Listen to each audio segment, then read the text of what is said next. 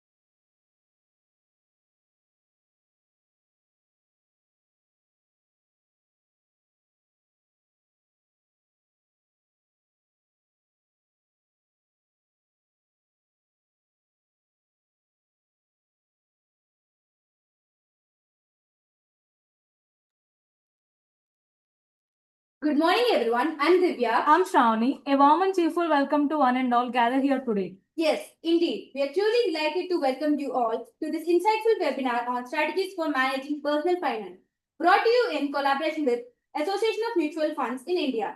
We now invite our Honorable HOD Sir, Dr. K.V. Ramuji Sir, to speak a few words for the inauguration. Sir, the stage is yours.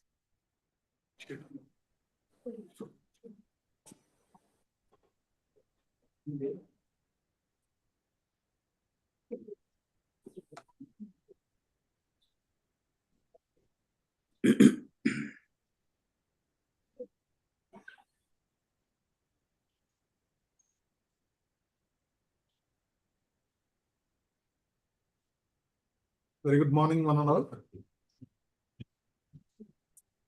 Very good morning. Very good morning, sir. Morning, sir. Good morning. So warm welcome to all of you. And this is a program collaborated with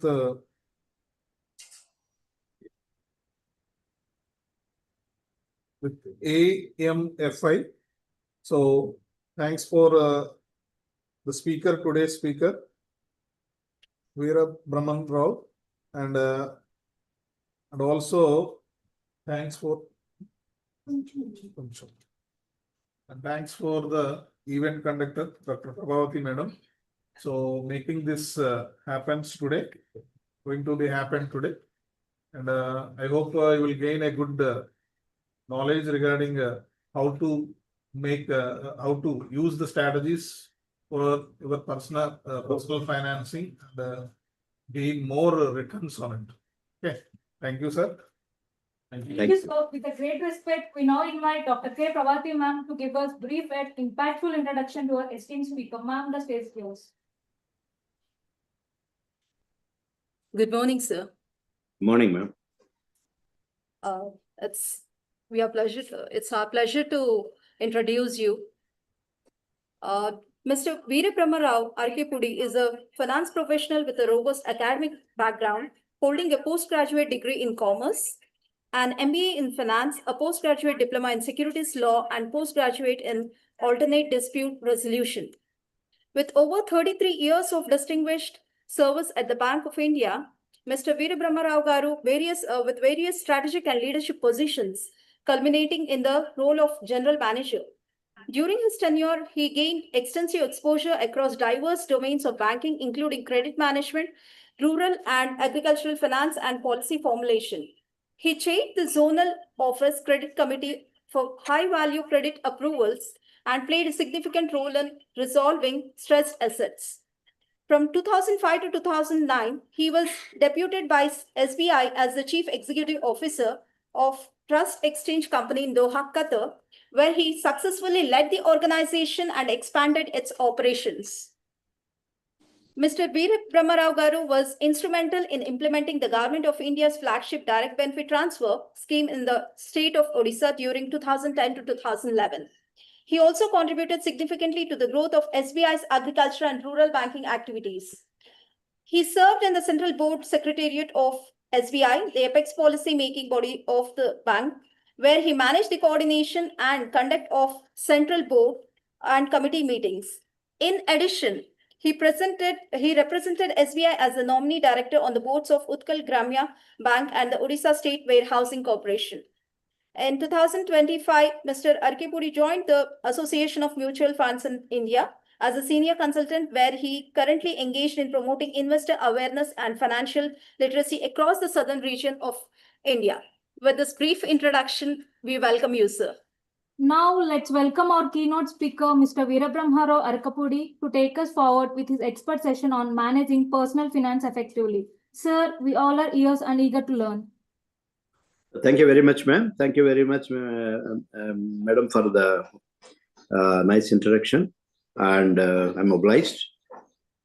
In fact, this financial planning, which is slated for today's topic, is a very, very important topic for all of us.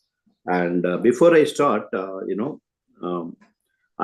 want to thank Dr. G. Srinivasa Garu, Principal, and Professor V. P. Venkataramaraju Garu, Vice Principal, and Ramamurthy Garu, co-convener and head of the department, and coordinators, Dr. K. Prabhavati Garu and C.H. Anudeep Garu, assistant professors, for giving me this wonderful opportunity to be with you and present my thoughts on personal finance and planning in personal finance and others. And I wholeheartedly welcome all the participants for this wonderful program. I deemed it as my privilege to be with all of you on this occasion in sharing my thoughts. Financial planning, as we are all aware, it's very, very important in each and every individual's life journey. Without a financial planning, generally what happens is our finances will go scatter and go haywire. and whatever goals we put, may not be, we will not be in a position to achieve them in a planned and systematic manner.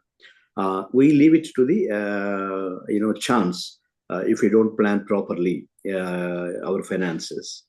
So, having said that, we have to understand that financial planning is the pathway for your future. Gives an important, gives an important, plays an important role in your life journey.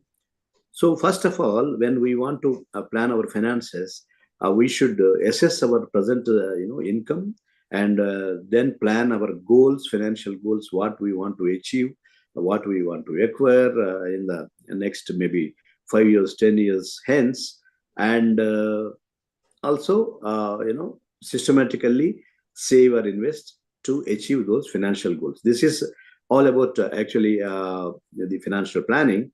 But before we, analyze and look at this financial planning and the role of mutual fund, this is because I am representing, Association of Mutual Funds in India. So the role of, mutual funds in the financial planning of every individual, and who are interested, who are committed to save and invest. So let us, that's why the program is called Investors Awareness Program.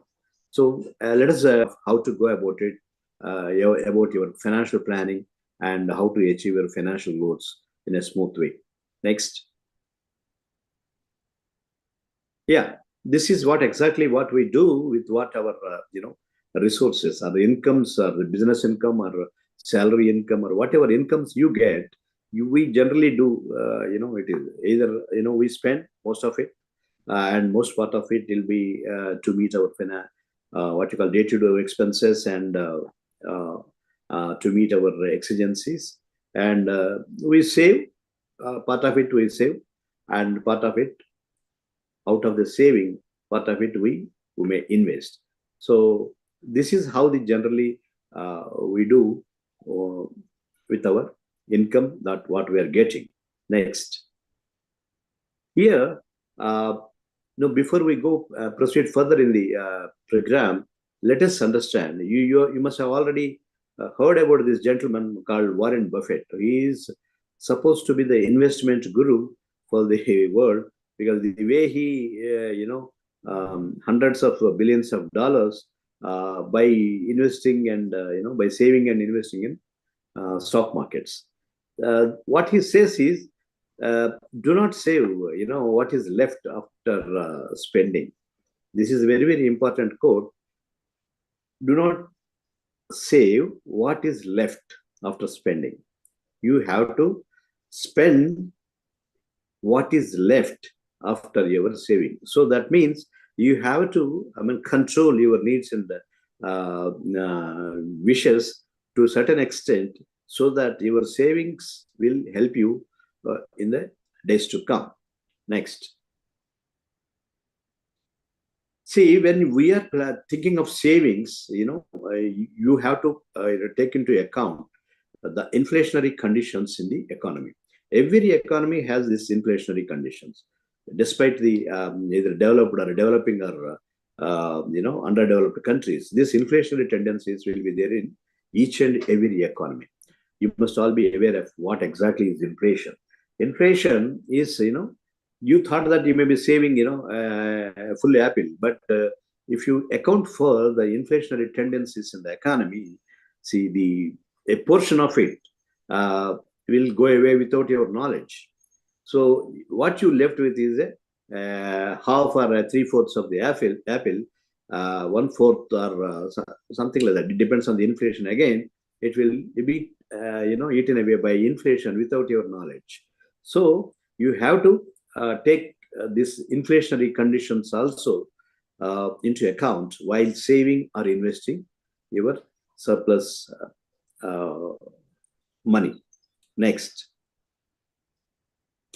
So how the inflation is impacting your expenses as well as your savings is given in this slide. If you see the expenses part of it, today to meet your, day-to-day expenses and to lead a decent, standard of living, you are spending, say, for example, you are spending 30,000 rupees today. Maybe after 5 years, to maintain this same standard of living, to meet these day-to-day expenses without any increase, you may have to spend after 5 years to get those products and services what you are getting today. You may have to spend 40,000 rupees. Similarly, it increases over a period of years without even any increase in your wants and wishes and needs. So after 20 years, what you are spending 30,000 rupees for what you are getting now, you may have to spend 80,000 rupees for the same services or the same products you have to, if you want to buy. So this is how the inflation is going to affect your expenses. Similarly, in the reverse way, income part of it, if you are saving today, say 1 lakh of rupees, the value of it is 1 lakh rupees, the purchasing power parity basis and other things. The same value will go down. Even though you are saving after 5 years, the same 1 lakh rupees per month or per maybe 3 months, the value of it goes down because of the inflationary conditions. That may get you the value of only 80,000 rupees. Similarly, it goes down over a period of years. After 20 years, the value of 1 lakh today will be 35,000 rupees only. Hardly one third or 40% of what actually you are thinking of saving 1 lakh rupees. So this is how the inflation is going to impact your expenses and savings. Please be aware of it. Next. Then what is the solution to safeguard our savings and investments from the inflationary tendencies? Start saving from day one is the first advice that is given to the what you call dedicated financial disciplined financial planner. And then from saving to graduate from saving to investment. What is the difference? Saving to investment. Saving, generally, if you look at it, if you're putting open a bank account and put the money in the savings bank account or a fixed deposit account, that is saving. It's a passive investment. You don't do anything, and whatever the bank decides the interest rate, you will get that, and your principal will be intact, and that is called savings. But what is investment? This savings, what you have saved is earned, if you put it in savings bank accounts and other things, you will get meager returns. That doesn't help you in any way if you look at the inflationary condition. But if you invest the same savings in a proper way, this the investment portfolio will help you not only to get a better growth as well as value for your investments. That is why you have to graduate from the savings stage to investment stage. So why you should do that? Because you work hard, very hard to get that money, and that money should work for you. Otherwise, what is the use of that money? The money, what you are you are putting your blood and sweat to earn that money, and unless that money helps you in the needy and emergency situations, whenever you require it for your wants and to fulfill your needs, there is no point in earning money. Next. Here, how the financial planning works. First, define your financial goals. What are your financial goals? Maybe after 5 years, I want to purchase a car. After 10 years, I want to have my own house. Whatever goals, maybe to meet the children's education in your life journey. After getting married, to maintain a decent standard of living for your family. And then emergencies also will be there. Medical emergencies or some functions in the family, maybe like marriage or celebrations. All these things require you have to plan your financial goals in a disciplined manner, depending on your income and the portion you are saving. And finally, the last step is very, very important step. Don't just invest and forget. You have to keep on monitoring how your investments are faring, how your investments are doing in in the real market conditions. In case if you feel that they are not meeting your expected returns, you can switch to various other schemes which you feel that it give you better returns to achieve your goals. Next. Yeah, we have already discussed this. Why financial planning is important is to reach your financial goals faster in a disciplined manner, to enhance your standard of living, to prepare your financial emergencies like medicals and some unfortunate events in the family and all these things. For these, to meet all these, goals, you have to have a disciplined financial planning. And further, this financial planning also gives you a very good vehicle for tax planning and tax saving. And finally, with all these things, what happens? If you're a disciplined financial planner, you'll get peace of mind. You need not worry. Something happened. How I can meet this? How I can, can I go for, some loans or something like that? No. This disciplined financial planning gives you a lot of peace of mind, and it will provide you a safety net in case of emergencies. Next. Yeah, again, if we draws on the Warren Buffett's quote again, what he says is never depend on a single source of income. In the sense, you may be getting a salary, or a business will be giving you some returns if you are in the business. So don't only depend on that. Whatever you are saving, you have to see that your investment should be in such a way that investment will provide you a second source of income, so that you will always have a second source of income to supplement your needs and requirements, and to have a decent standard of living, and to meet emergencies and whatever you call it, functions or these things, events. Next. How you will get a second source of income? This is very important. When you are investing, you have to choose your asset classes in such a way that assets will yield you a decent return, so that you will get a second source of income. The returns generated by investment in stock markets, if you look at it over a period of maybe 30-40 years, if you look back how Sensex or NSE was faring, if you look at the returns, the investments in the stock market and debt bonds and other things, how they are giving returns. The least return what you are getting here is 10.4. The highest will be is 16.8% return on your investment per annum. In the sense, if you keep it in a passive, portfolios like bank deposits and this thing, you will get maybe hardly 6% or 5%. Net of tax, you will get 5% only. This is how it works. Whereas if you invest properly in the proper asset classes, you will get this type of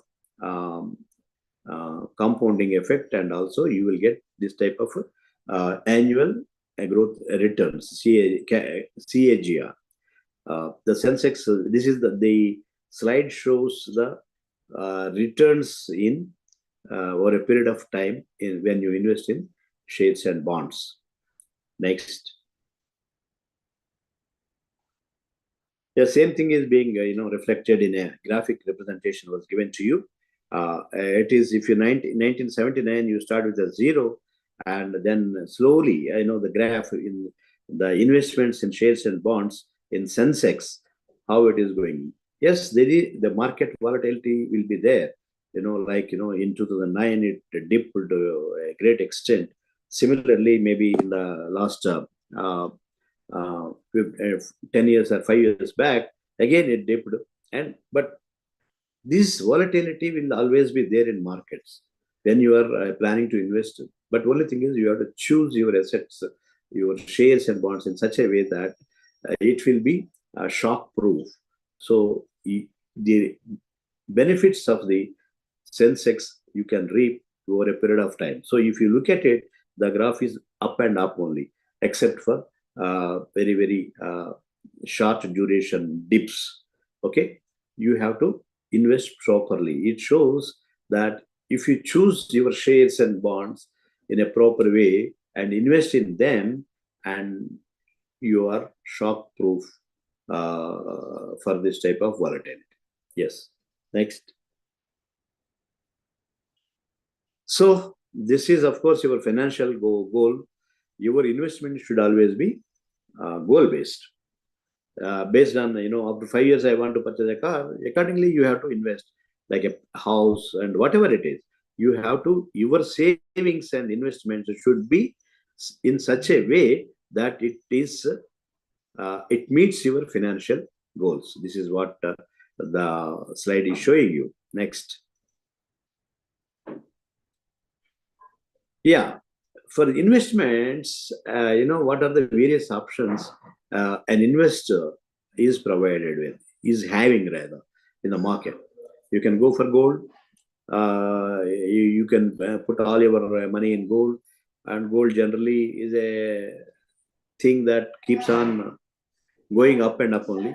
Like property, real estate, like a plot of land or agricultural land or urban property or whatever it is, that property, stocks, insurance, bonds, and bank deposits. These are the traditional, generally available way of investments in asset classes. And in another, this thing is there, that is called mutual funds. This is another investment avenue for all of us. This investment avenue will provide you with growth as well as return. That means it has a twin advantages and a twin benefits if you invest in mutual funds. You have only one type of this thing. Growth will be there. Maybe gold, maybe property. Growth will be there. Returns, you cannot get returns out of it. Return growth. Maybe if today you invest ₹1 lakh, maybe after 5 years you may get the value of gold may go up to, say, same gold what you have purchased may be valued at ₹1,50,000. But there is no return. Once you redeem it, then only you will get that ₹50,000 extra. But whereas here in mutual funds, you can have value, growth in value as well as in return perspective also. You will get a regular, decent returns from mutual funds. Of course, subject to market conditions. Next. Make your investments work for you is this slide that shows, your investment should always be shock-proof. What we have told you earlier, it should have these salient features like, it should fight inflation for you, provide income when you need it, and accessible, easily accessible and usable, and grow in value and appreciate over time. The accessibility and usability, if you invest in a plot of land, maybe sometimes if you want it, dispose it of urgently, because of your urgency, market will discount it. Even though the value of the plot of land, that type of, if you want urgently money, maybe in a day or two, what happens? The person who is, intended to purchase, he may ask you at a very, very discounted price, in the sense, even though the market value, which if you wait, if you get 1.5 lakh for a 1 lakh investment, if you want it urgently, people may ask you, okay, I will pay you only 120 or 110 if you want it so urgently. Something like that. That discount will be there. Everybody wants to encash, the exigencies of others, So you have to, But in case of mutual funds, what happens? You have that immediately you can redeem, you can get the returns, everything, and compounding effect factor is also there in that. All these benefits are there in this mutual fund.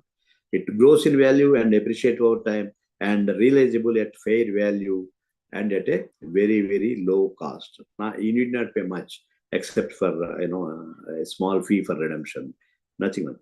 So proper asset allocation and investment in proper asset classes is a sine qua non for your what you call disciplined financial planning. Next. So your asset allocation, don't put all eggs in one basket. No, that is what we always hear about. Don't put all eggs in one basket. So something happens, all eggs will be, wasted. Like that, you have to diversify your asset portfolio. So like a thali. In thali, you will get everything. In South Indian thali, you see that how many dishes you are having. Chapatis, salads, sweet, curds, rice, and several sambar, rice, rasam and curries. Similarly, you have to choose your asset portfolios, diversify it in a proper way, so that your asset allocation will be shock-proof and will yield decent returns for you. Next. Yeah, this is, asset allocation should be in such a way. See, these are grow in value. As we said, property, gold, art collections, and equity shares, they will grow in a value over a period of time. Similarly, which will generate income also. There are certain products like public provident fund, bonds, national savings certificate, and bank deposits and other things. What happens? These deposits will generate some income to you. There is one asset class which grow in value, and the other one which the value will not grow. Only some returns will come. Small percentage of returns will be achieved in this thing. These are two asset classes, which is having both qualities is mutual funds in between. It will grow in value as well as it will generate a regular source of income for you if you need it, if you want it. Otherwise, you can reinvest also if you don't have any financial requirements. So decide, are you investing in the right assets? Next. So when we said that mutual fund is having both qualities and characteristics of a growth in value as well as returns, so let us go delve more into how the mutual funds are. What is about mutual funds? How they work? What is the structure and organizations it is under which it is functioning? Let us go into it. Next. So what is a mutual fund? Mutual fund, the name itself says mutual. It is a benefit for both company as well as company which is offering the scheme as well as the investor. It is a mutual benefit. The mutual fund is structured in such a way that it benefits both. Mostly investors, and the company also has to grow based on their, so it will benefit both of the investor as well as the asset management company by which these mutual funds are being managed. Anybody with an investable surplus of as little as 100 rupees can also invest in mutual funds. You need not put a big lump sum or anything like that. Even 100 rupees if you're having, you start saving in mutual funds, investing in mutual funds, then it will it's very easy to invest. Most cost efficient, because not much of an expenditure is involved in while investing. And again, another important feature of mutual funds is these mutual funds are managed by fund managers who are supposed to be the experts in managing the funds, as well as, because what they will do with your funds, they will invest in the stock market and the bonds and various other securities like government securities and other things. These guys, funds managers, have the experienced guys who can identify opportunities in the market, and accordingly they can invest. As an individual investor, to spare so much time with all your regular work-related things, it will be very difficult for you to keep and monitor the market, how it is moving, how it is doing, what are the policy prescriptions that are going to impact this, these companies. All these things, it requires, you have to invest a lot of time in that. So instead of, on behalf of you, instead of you investing your time and this thing, the fund managers who are the experts in this, in doing and investing, they will do this legwork for you, and they will identify the stocks and bonds which will yield excellent returns for the investors. This is most important. Mutual fund investment gives you the market returns only, not assured returns. Unlike a fixed deposit, bank deposits, this mutual funds will give you market returns, not assured returns. This factor has to be, when you are going for mutual funds, this factor has to be kept in mind always. And don't expect, I'm not getting 10% return. Somebody may something, but there is no assured returns here. And in the long term, market returns have a characteristics of overshadowing the fixed assured returns. You have already seen that how the BSE Sensex in the earlier slide, how the least returns in the BSE Sensex related instruments, investments in those related instruments have yielded 10.6%, the minimum return, and it went up to 16 points, something. See, this is how the market returns. Market returns, it's a rider for mutual fund investments, but it always, the market always gives you much better returns than what your passive and deposits or savings will give you. Okay, next. How does a mutual fund work? Having said that mutual fund is one of the best ways of investment, let us try to understand how the mutual funds work. The mutual funds, work. You are the investor. You are here. Most of the investors, because in a mutual fund scheme, several investors will be there. So all these investors pool their money and give it to a fund manager in a mutual fund company. This fund manager, by analyzing the market conditions and policy prescriptions and the related issues, he will choose the stocks and securities in such a way that those stocks and securities will give you much better and decent returns. This selection of the stocks will help to generate decent returns, and these decent returns, netting of their expenses, the mutual fund company will distribute to its investors. This is how it's a virtuous cycle that is an operation here in the mutual funds working. Next. Why invest in mutual funds? This is also a very important slide. So why you want to choose? One should choose, mutual funds. One is it's very low cost. As we said, even with 100 rupees, you can start investing in mutual funds. Very convenient and invest in small amounts. And the investments are being managed by a professional management called fund manager. And because they invest in various diversified assets, the risk diversification will be there. That means that fund manager or he will be again supervisor. He will not put all eggs in one basket. He will follow that principle in right earnest and letter spirit, and so that the risk diversification will be there for the investors. And another important feature of this mutual fund industry is this is well regulated industry by SEBI. There is a regulator, like for the banks and other financial institutions. You have Reserve Bank of India is the regulator, which will monitor and review the performance of all the institutions. For SEBI is there for mutual fund companies to regulate. So this is very, very important, factor to take an investment decision.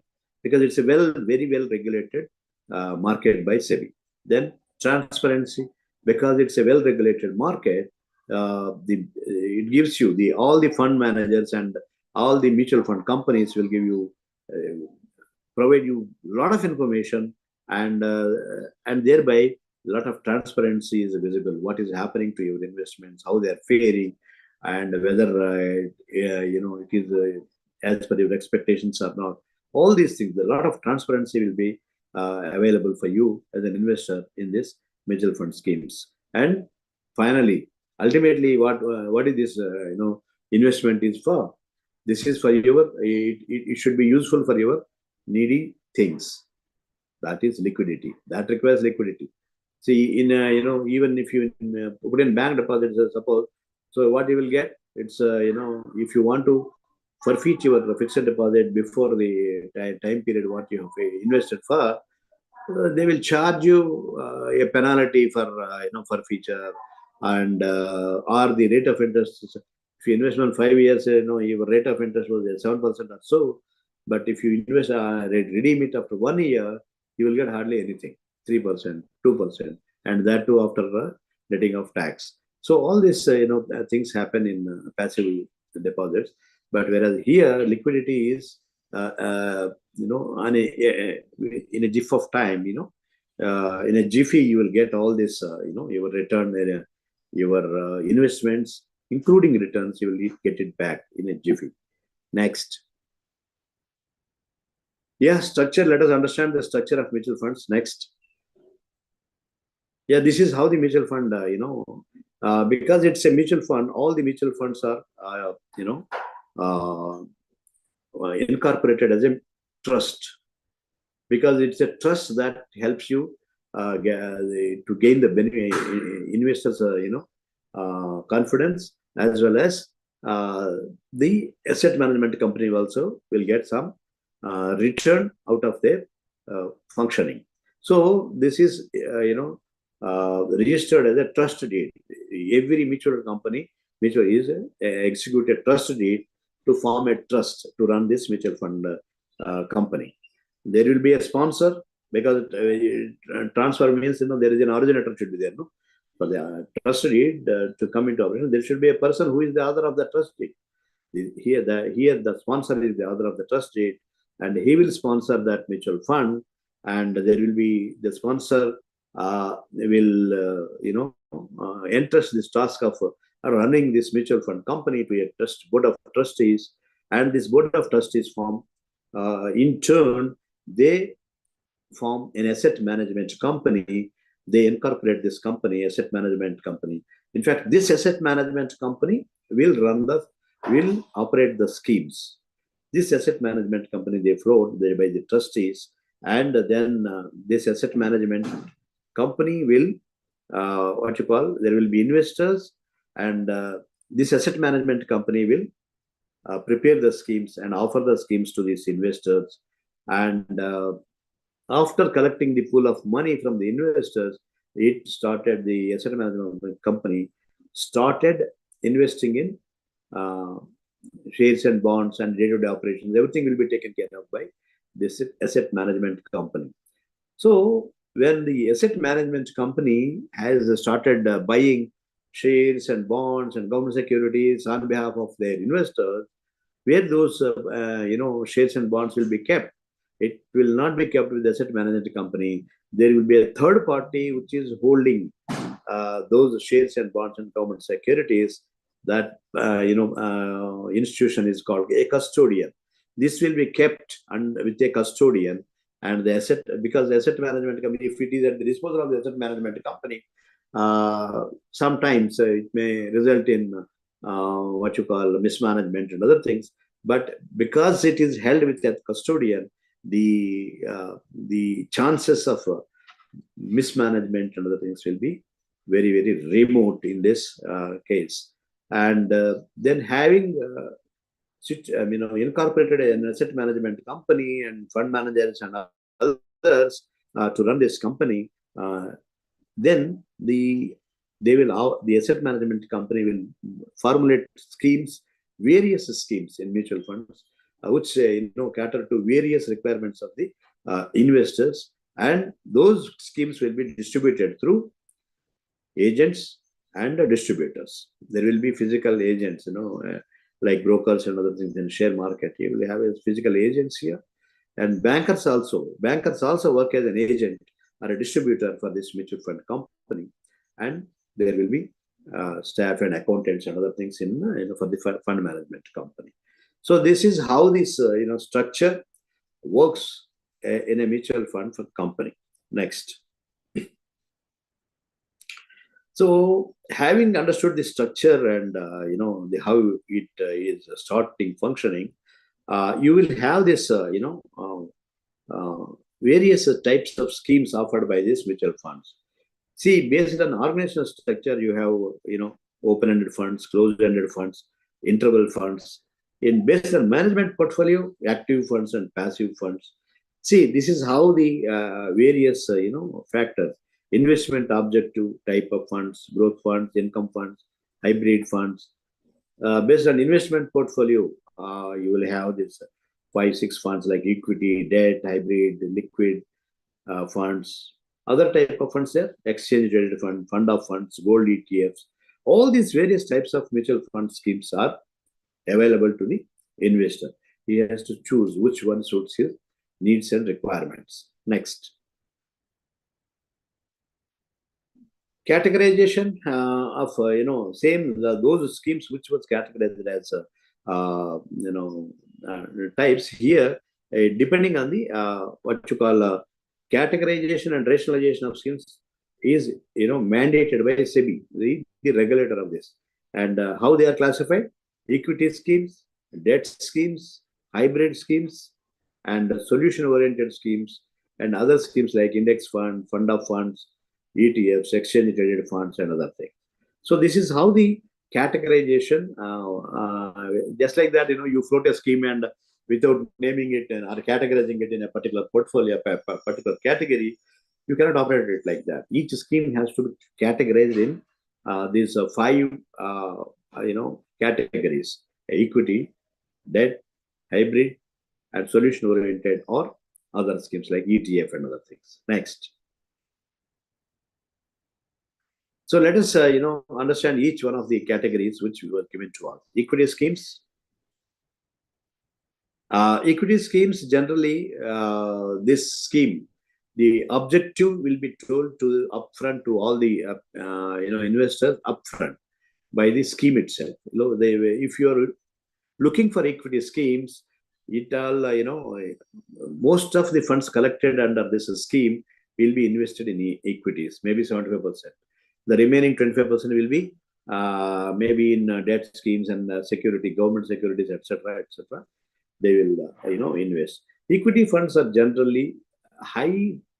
It will get you high returns, but at the same time, you're also running a high risk in this if you're choosing equity fund schemes. So the saying goes, risk and return are, correlated, in the sense, if you are investing in high risk, you may get high returns. High risk may also, sometimes you may also lose your investment. That's a different issue. But high risk and high returns are go hand in hand. So equity funds also growth in long term and sometimes it is volatile, as we have seen in the markets. Sometimes the market will go down, and the markets will on different factors. Let's say yesterday there was actually 25% tariff is imposed by United States of America on Indian products and services. What happens then? The pharma industry will be getting impacted by these tariffs. Particularly the gold and jewelry and diamond industry is going to get impacted because of this. So these stocks will, in the short duration, in the short term, these stocks may undergo some volatility. So when you are investing in equity, you have to be ready for this type of volatility. So various factors will play into that. Not only the decisions by government and this thing, various other factors also will come into play in that. And suitable for, and the last one is suitable for investors with high risk and long-term investment horizon.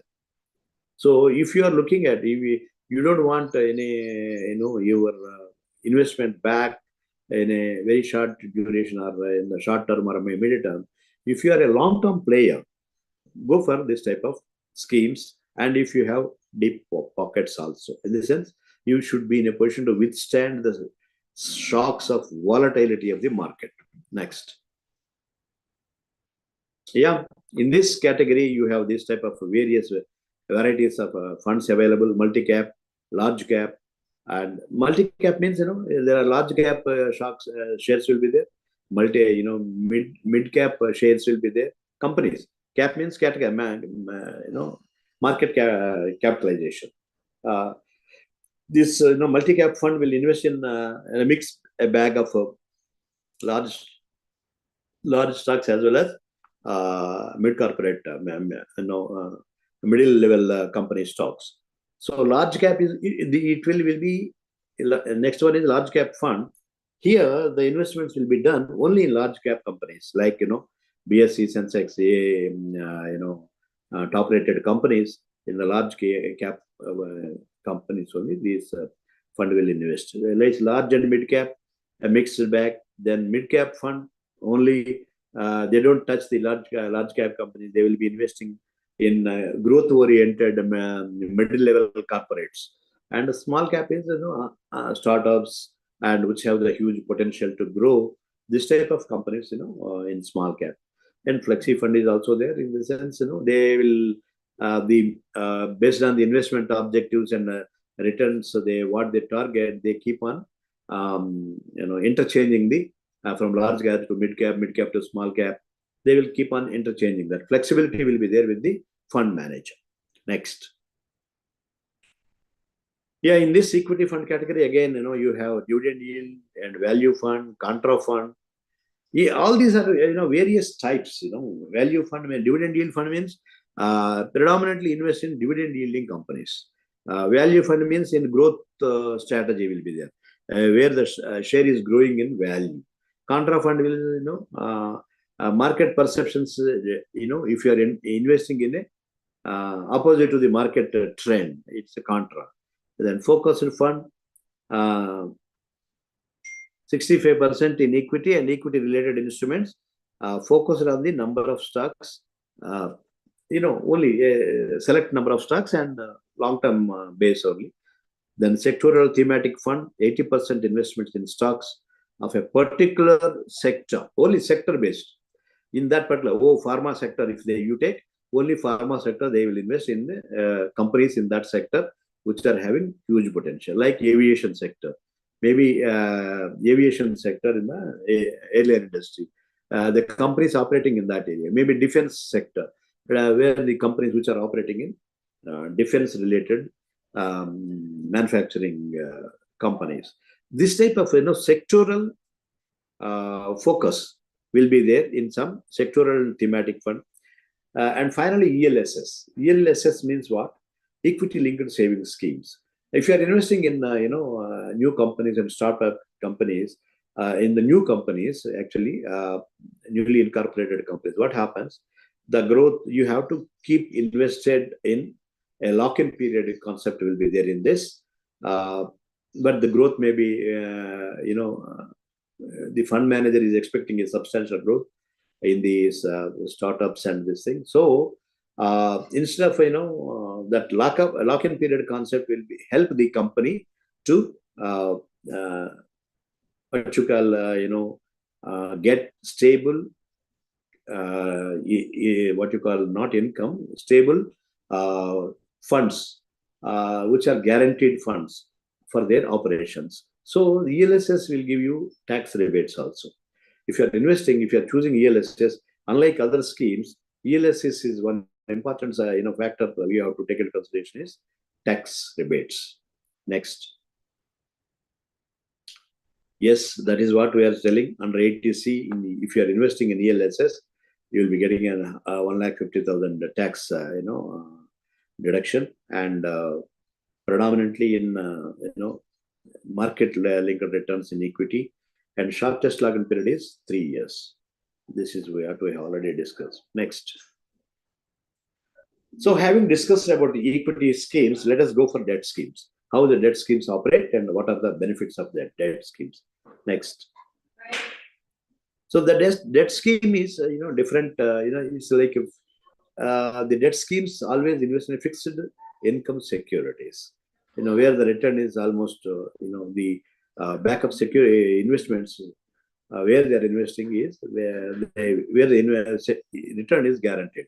Fixed income securities, like thereby they can get interest income as well as a slight capital appreciation too, suitable for investors with moderate risk. You don't want to take any risk, high risks. You are a moderate and a conscious investor. You want to take reasonable risks only, depending on your financial capacity. So debt funds are the best suited funds for such type of investors, moderate financial risk takers. Next. Yeah, this is in a matrix that was given, the debt funds, various debt funds. On the x-axis, you find the duration and maturity period of securities in the hand, low to high, and on y-axis from low to high risk factor. So this is how the various schemes will be having the risk factor embedded in them. In the sense, if you are going for high risk, this thing, funds, the duration is also very high. So there will be a credit risk, a default risk. Those companies which the fund is investing, there will always be in that long run, what will happen to that company and what will be the credit risk their company is running, nobody knows at this point of time. So you are running a high risk, and duration is also very long-term duration. Similarly, all the funds are categorized into various various factors like maturity as well as tenure and maturity, as well as the risk that scheme is having. That before investing, you have to take into consideration this matrix, so that you will take a informed investment decision, right? Yeah, in the categories, again, in the debt funds, you have overnight fund, liquid fund, ultra short duration fund, low duration fund. All these, various categories. Overnight fund means what? If you have a surplus money, you don't require it for a week. So you can put it in a, overnight fund. That will give you some return. Instead of, putting in savings bank and waiting for your 1 week or 10 days, when you get that, when you want those funds. Here, if you put it in the liquid fund, overnight fund, you will get some return out of it. Liquid fund, 91 day, up to 91 days, if your fund requirement is not there, then you go for this liquid fund. Then ultra short duration fund, 3 to 6 months, you can invest in this scale fund when you don't require up to 6 months time, your money. And low duration fund, 6 months to up to less than 1 year. So here also you can, invest depending on your, requirement, need. When you require your money, this, you can park these funds in these schemes, so that they will yield you some return instead of keeping it idle. Next. Debt fund categories are, this is various categories: long duration, dynamic bond, corporate bond, credit risk, banking and PSU fund, gilt fund, and gilt fund with 10 years constant duration, floater fund. These are the various categories. Each has its own characteristics. Each one has a different features. So long duration fund, if you look at it, 7 years portfolio, securities with Macaulay duration of the portfolio. In the sense, you have to wait for 7 years your portfolio to give you a good returns as well as growth. And dynamic fund, securities with across duration means what? In various durations, you will invest. So this is how, sometimes, what you can debt funds, if you are investing government security, 7 years government security, 10 years government security, 3 years government security. Similarly, if you are going for bonds or corporate fixed deposits, similar. There is a pattern of duration period. So accordingly, the debt fund also will the types are classified into various categories depending on their investment strategy in which duration they are investing. So this is various categories which are available for the investor to take an informed decision while investing their funds. Next. Hybrid schemes are also there. We studied equity, we studied debt. Then let us see what is the combination of both hybrid, equity and debt. Next.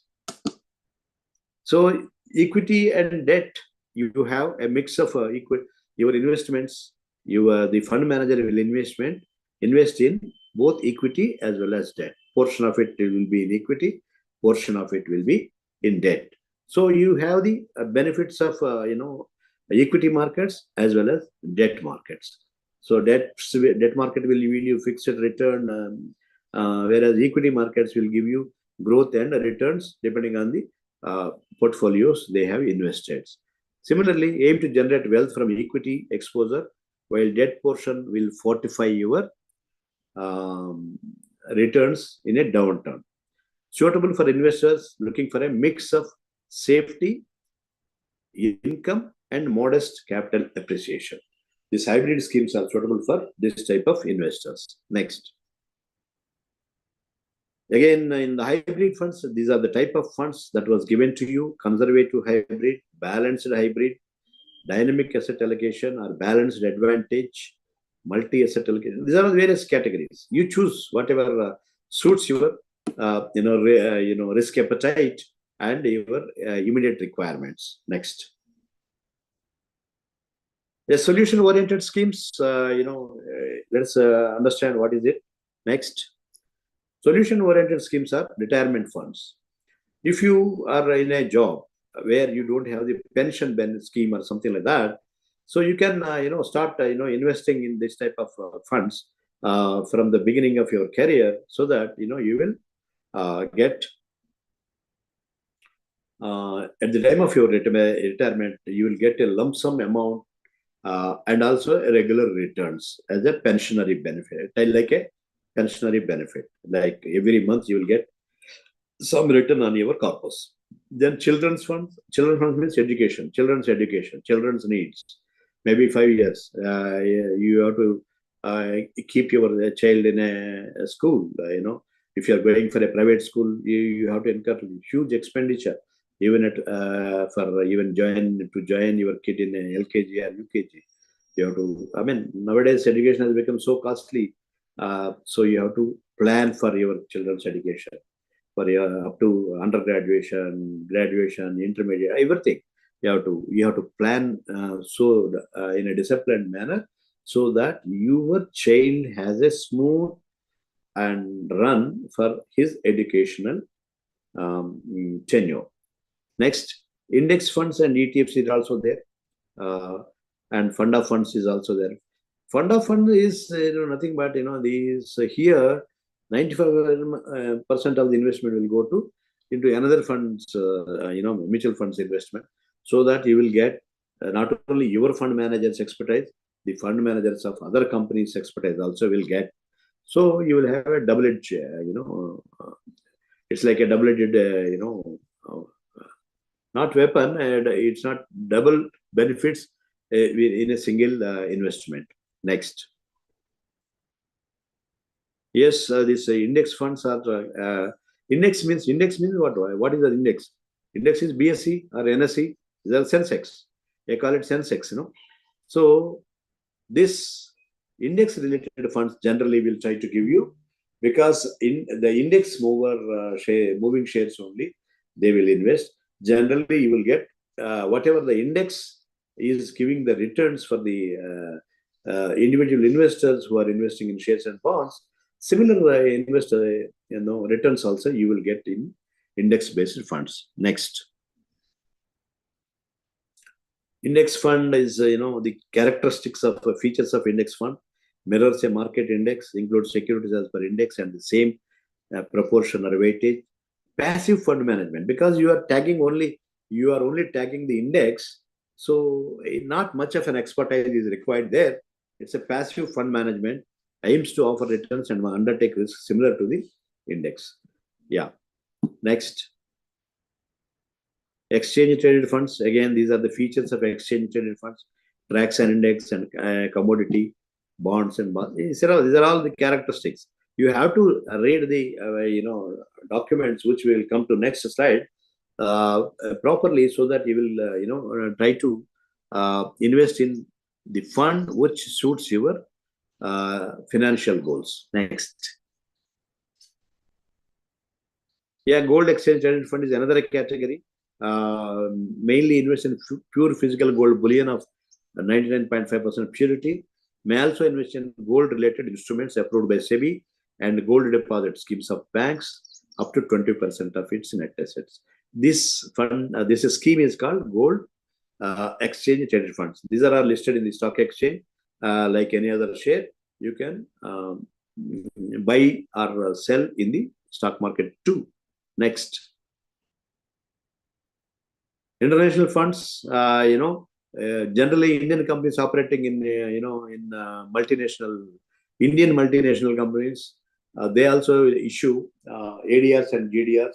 ADRs means American Depository Receipts and GDRs means Global Depository Receipts, shares of the company, which will be traded in the international markets.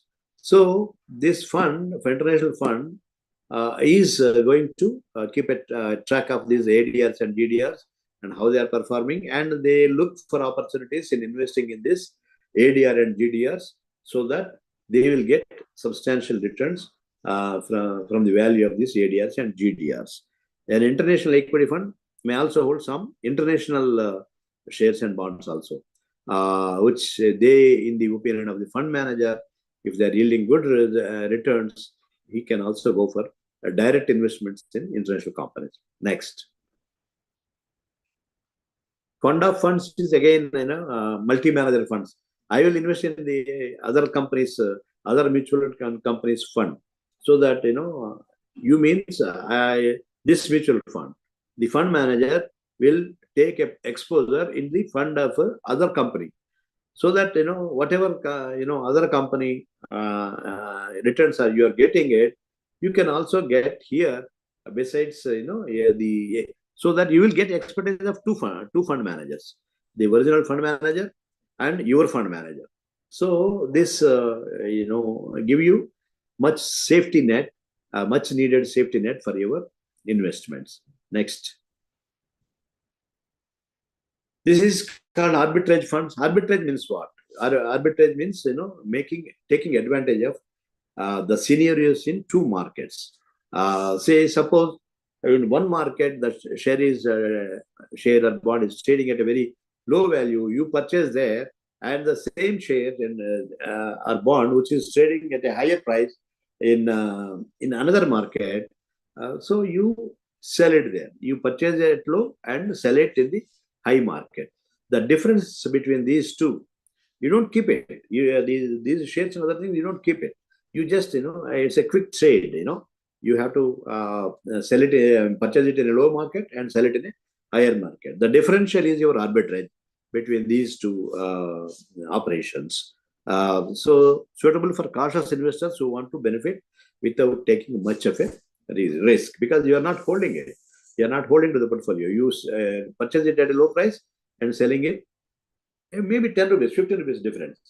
Even that small amount is enough for you to take arbitrage advantages. So the funds identify such stocks and market shares and invest in them, so that the differential of arbitrage, in the form of arbitrage, whatever they are getting, it will be passed on to the investors. It's a safety net, actually, because there is no risk involved in this. You are purchasing at low and selling it at high. So very cautious investors will go for this type of funds. Next. Yeah. Mutual fund schemes, which one to buy, to take a call on this informed decision. This is what we are using frequently. The informed decision, how you can take risk and return trade-off. You have to understand the risk and the return, what you are going to get. This trade-off is very, very important. You have to take a call based on these two important factors. Equity schemes, if you are investing in equity schemes, high risk, high returns, high risk. Hybrid schemes, moderate returns and moderate risk. Debt schemes, low to moderate returns and low to moderate risk. This is how, you have to understand the risk and return trade-off. Next. Scheme-related documents. When you are in, when we have understood the various schemes and categories in various types of schemes, let us understand when a company is issuing a particular scheme, what type of documents it is, publishing or offering to the investors to read before they invest. Next. This is scheme information document. It's a very comprehensive document. It will tell upfront the investors where the fund manager or the fund is going to invest in equity, debt, or hybrid security, this thing, what type of, everything, objective of that scheme, everything will be told to the investor upfront in the form of, scheme information document. In short, it is called SID. And there is an additional information document, SIA, means this additional information document will provide you information regarding legal issues, if any, tax implications of your investment. All these aspects will be told to the investors upfront by these two documents, SID and SIA. Then there will be a key information memorandum. What is this key information memorandum? This is a summarized version of SID, because SID is a very elaborative and a comprehensive material that was provided, which is very difficult for an ordinary investor to go through all these things. A shortened version, which the important points, bullet points type, they will be given in key information management, a summarized version. It includes all key and essential details must understand before, what the investor must understand before investing is KIM. That is SID, SIA and KIM. Next. Yes, and there is another important paper that is called fact sheet. Every month after launching the scheme, how the scheme is performing, what is the risk it is running, everything will be given in a paper called fact sheet. That is, it is issued every month of the scheme, how it is performing, where the investments are made, how the risk is involved, and what are the the expectations out of this and other things. Everything will be, and the risk running here in the bottom of that right hand bottom, you find that the riskometer. What is the risk the fund is running? Everything will be told to you in a fact sheet. Every month on each and every scheme, the mutual fund will issue this fact sheet. It will be available in their website. Next. Plans and options. Next. Yeah. How to invest? Plans means how to invest in their schemes. There is a plan called regular plan, and there is a direct plan. Regular plan means what? Here, there will be a third party involved. That means you are not tax savvy and other things, but you want to invest in mutual funds. So there will be distributors, there will be banks who are selling these products. So you have to approach them, and they give you a form, and you have to fill up the form and giving nomination and all other details, and then give it to the distributor. He will with a check or a draft. So he will your investment will be made in them. This is called regular plan. Direct plan means what? You are tech savvy. You are able to operate on your own and like internet banking and other things. So you can opt for this direct plan. That means you can directly access the website and scheme related papers in the online, and then take an investment decision. If you want to invest, you invest it in online. So here there is no middleman here. You are directly investing. So advantage is because you are directly involved in investing, the expenses and will be very, very less. The nominal expenses will be there. So because there are nominal expenses, your NAV, the portfolio's NAV will be slightly higher.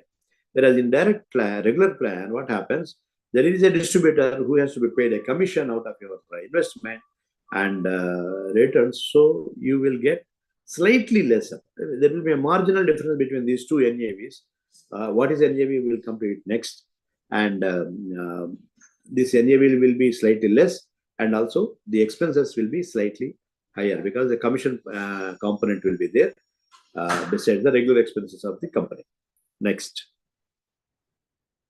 When you are earning returns, there will be a growth option and there will be a IDCW, a dividend withdrawal, dividend come withdrawal option.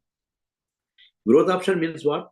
Your returns, whatever returns you are getting out of that fund, if you choose growth option, it will be reinvested in the scheme or in other schemes where you prefer to invest them. You don't take anything out of it. So you want your investment to grow along with its returns. So there will be a compounding effect in that. So that growth option is available for you. Then IDCW is income distribution come withdrawal option. Income distribution is profits made by the scheme are either reinvested or paid out to investors from time to time. Suitable for investors who require a source of income, a second source of income. If you are looking for a second source of income, you have to opt for this income distribution and capital withdrawal option. See, IDCW, it depends on your, this thing. There is no hard and fast rule that you have to go for this or you have to go for that and other things. You have to choose, you can choose any one of them. Next. Modes of investments is lump sum investments. Maybe you just say, put a lakh of rupees and forget about it and a lump sum. And there is another SIP, we already, this thing, every month, like a recurring deposit or thing, every month, you can choose a period and amount, and accordingly you can invest. STP, systematic transfer plan, that means if you want, some returns, what you are generating from your investment in one scheme, the returns can be invested in another scheme of the same company. That also can be done, systematic transfer plan. Inter-scheme switches, again, it's only limited to within the company where if you are taking Aditya Birla Mutual Fund, you can switch in that Aditya Birla mutual fund schemes only. Similarly, SBI Mutual Fund, you can switch from one scheme to another scheme. If you feel that your scheme where you have invested is not performing well, you can opt for another scheme of the same company, and you ask the mutual fund company to switch your entire investment into other scheme. This is how it operates, modes of investment. Next. Systematic investment plan. This is, every month, like a regular recurring deposit of a bank, you choose period and amount, and you can invest with as less as 100 rupees. Every month, 100 rupees you want to invest in one particular scheme. So you give a mandate, and accordingly it will be invested. That is called systematic investment plan. Next. SIP, in the SIP, what you will get a lot of benefits in this, in the sense, the power of compounding. SIP, 1,000 invested per month at 8% per annum till the age of 60. If you take that hypothetical example, every month 1,000 rupees invested per month till the age of 60. That means it depends again. At the age of 25, if you invest, your total investment comes to 4,20,000 rupees. Okay, but what you are getting out of, at the age of 60 is 23 lakhs. Similarly, when you start investing in such a SIP, you will get returns accordingly. If you are investing at 40 years of age, you have to invest 2,40,000, and that means only 20 years, and you will get almost more than double your investment. See, this is how the systematic investment plan will give you the compounding effect. But it also tells you have to start very early. You have to start early to reap the benefit of compounding, and also a substantial corpus. Next. So, if you are investing in SAFE, how the NAV will impact? Say, in the rising market, if you are investing 10,000 rupees every month, first 10,000 rupees you have invested at 10 rupees, and then it is a second month when you are investing, the NAV has gone up to 10.5, and you are investing at 10.5, and third month the NAV has gone up to 12 rupees. 10,000, your 10,000 will be valued, this thing. So units allotted will be progressively declining because the NAV is growing up.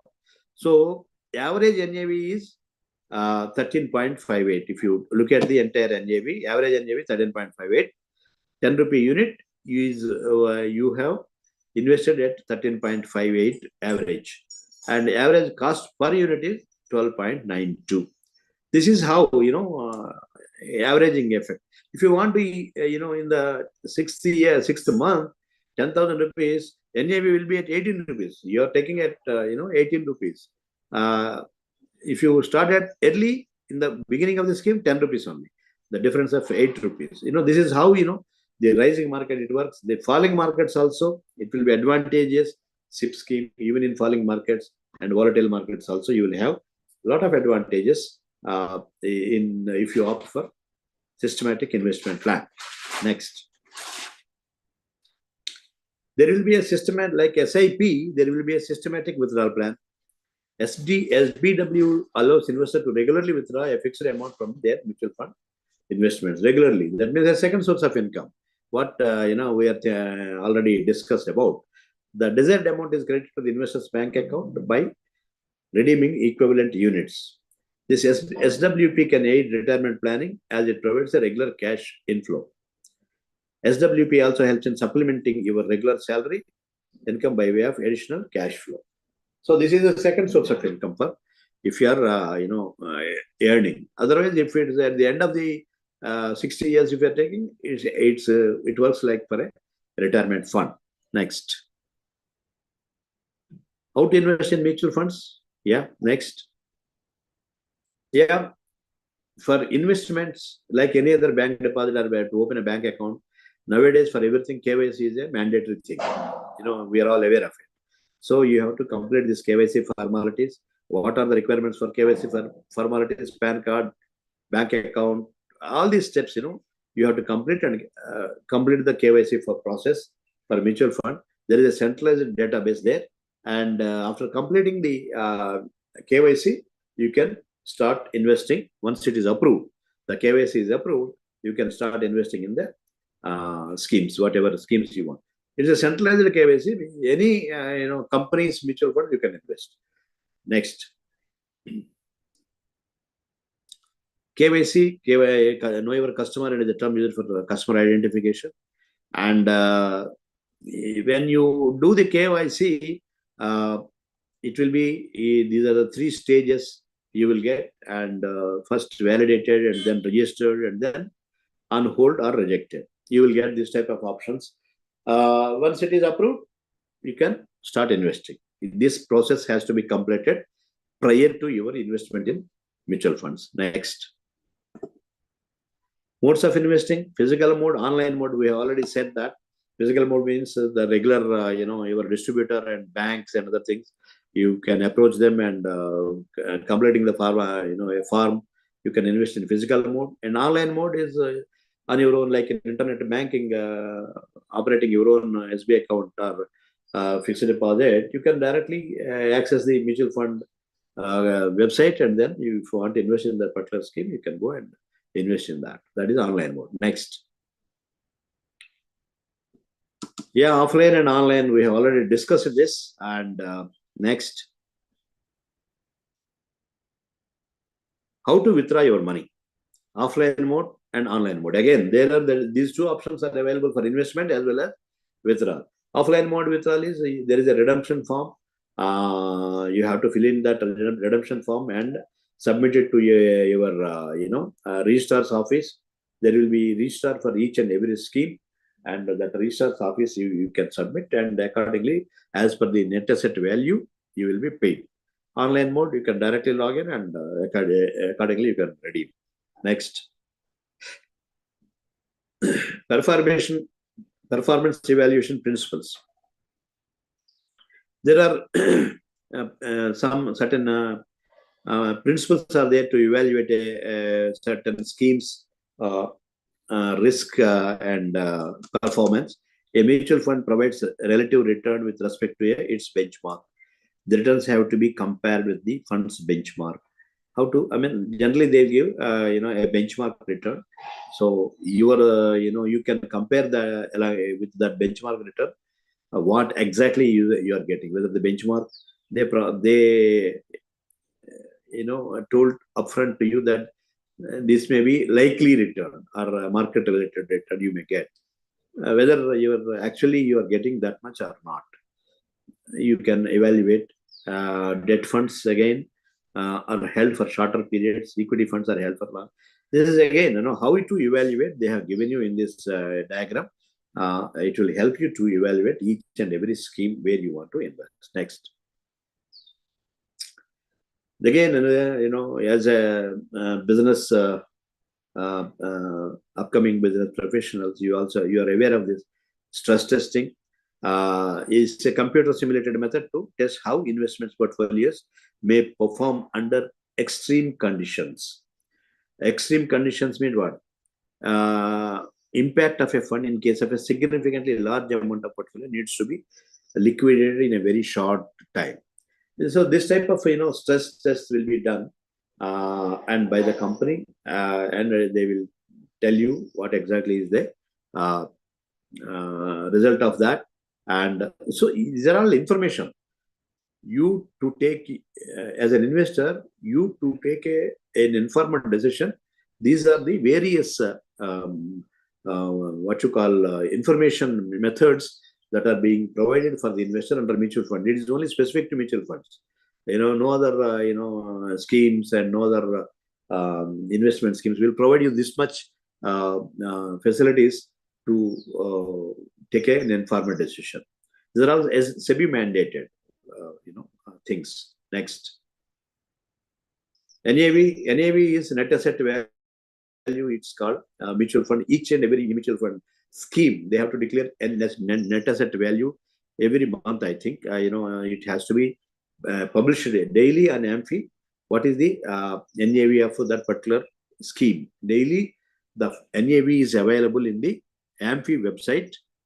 You can take a look at it and know how your scheme is performing. And if you want to invest it also, what is the price you have to pay now to invest in a running scheme? All these NAV will give you an idea what is the value of that per unit value. Next. Yes, product labeling is also there. This is called riskometer. This is product labeling. The product and the scheme. A product means a scheme is what is the risk the scheme is running. Like this riskometer has low to moderate, and moderately high end, very high risk. This is like a meter. So if the scheme is running a moderate risk, if the this indicator is showing at moderate, as per the views of the fund manager and the company, this scheme is running a moderate risk. Similarly, if it is showing very high, the indicator, that means the scheme, the scheme is running a very high risk. Only the investors with high risk appetite and deep pockets can go for that type of schemes where the risk is very high, so that even in case of volatility and shocks, these investors can withstand the risk. This will be shown in the riskometer, which is being given for each and every scheme. In the fact sheet, if you see that in the right hand bottom corner, you have this riskometer depicted for each and every scheme. The fact sheet is also here for each and every scheme. So you will come to know of it, what is the risk you are running under the scheme. Next. Nomination is there, that facility for any, nowadays for any bank deposit or anything like that, nomination. You have to give nomination, you can give up to 2 to 3 names.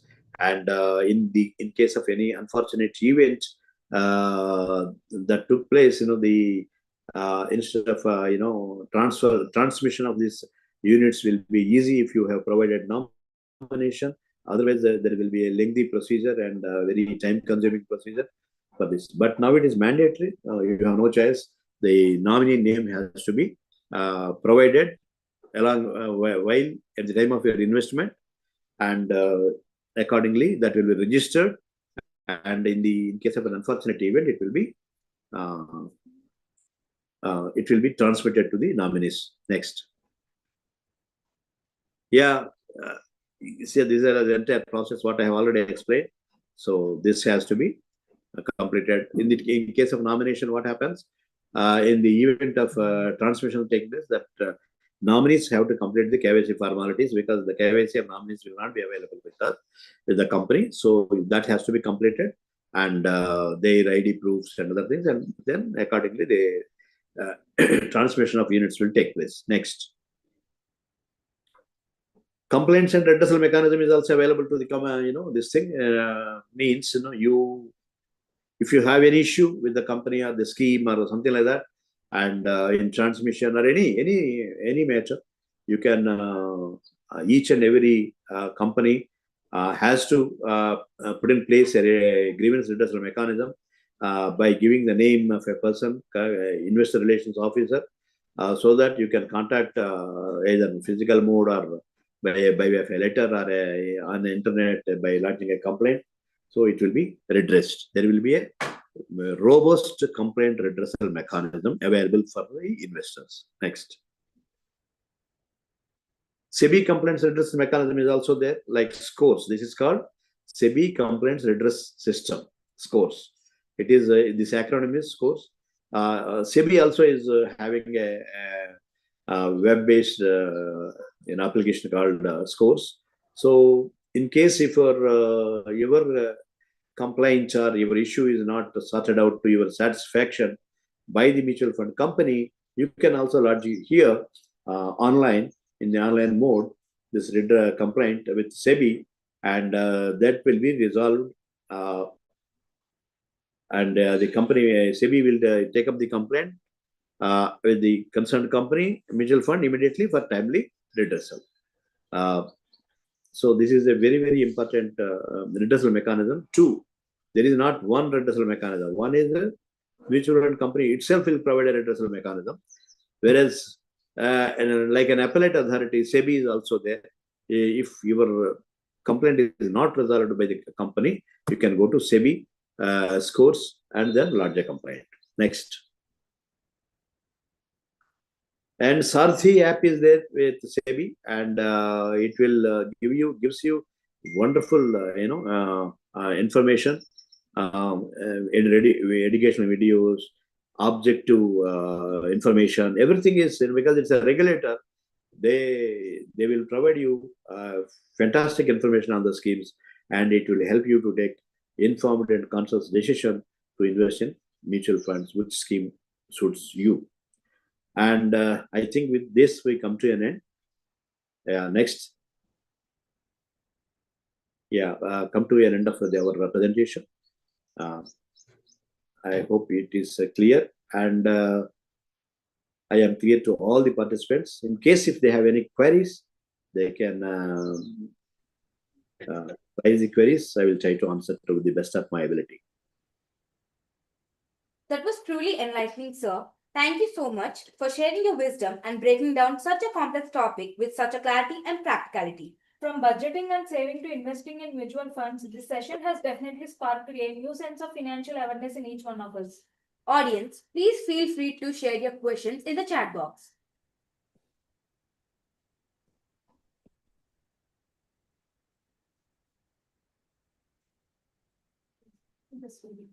Sir, we are ready with a question. Yeah, there is one question in the chat box. If you could give us just one golden rule of personal finance, what would it be? This is,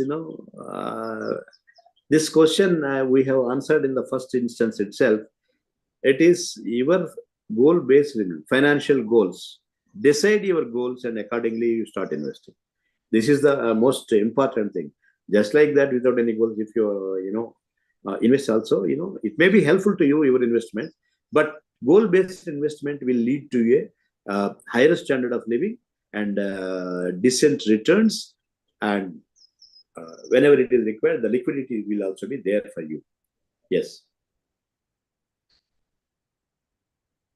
Sir, the second question is, as a student just beginning to manage our finances, what would be the safest and most effective first towards investment in mutual funds? Yeah, start investing. There is one slide for you. Start investing the moment you start earning. Don't splurge your whatever you are earning, because the age is such that you generally try to you don't recognize the importance of saving and investments.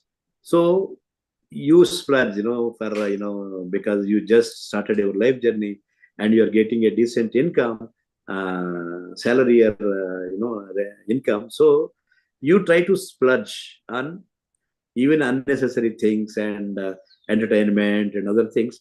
Fine, I don't advise that don't indulge in entertainment. You have to have that what you call a golden rule that I can't cross this. Okay, you spend, provide for that, and accordingly spend, and provide for the investments and other things, and accordingly spend after saving and investment. That is the golden rule what we have discussed in the initial presentation, second or third. Don't spend and then whatever left, don't save in that way. Save and invest, and then the left only you spend it. That is the golden rule, in my view. Thank you, sir. Every successful event is a result of seamless teamwork and valuable contribution. And to formally express our gratitude, We now invite Sir Chandip sir to deliver the vote of thanks, sir. Please take us.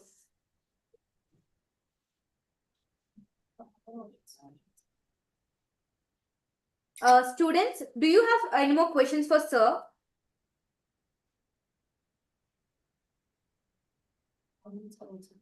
Okay. Any audience from the participants, do you have any questions?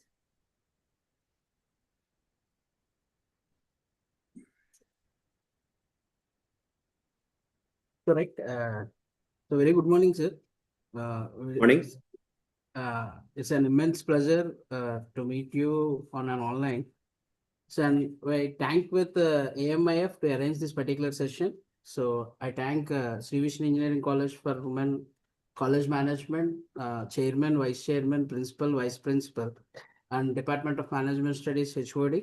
So and the faculty of Department of Management Studies, my dear students, and the coordinators who assigned this particular session.